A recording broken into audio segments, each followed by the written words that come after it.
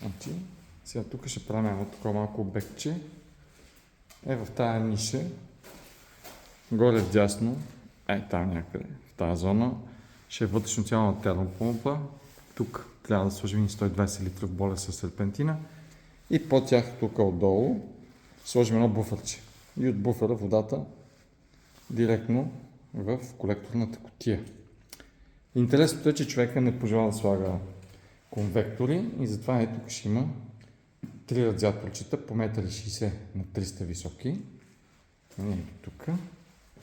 Тук ще е второто радиаторче. Тук ще е третото радиаторче. И трите радиатора са 300 на 1600 панелни. Ще гоним колкото може по-ниска температура, доколкото е възможно. И тук ще има още един радиатор, който не знам какъв е, тъй като тези другите съм ги купил аз. Нали? Тук е едното, другите две. Тук е една кутия железа с помпичка инверторна, да правим икономия на ток. И ще има някъде една лира. Ето и термопомпата, между прочим. Едно Дайкенче SR32. Втора ръка го взел човека, но новичко е. Ще видим какво ще стане по-нататък. Сега тук трябва и лира да има някъде. Как бавим? Ето е. О, майко!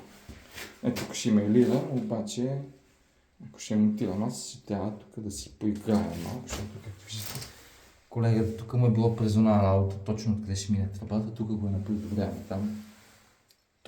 Там между осито е, не знам какво е, ама денивелацията може да видите, че двете тръби въобще не са на едно ниво.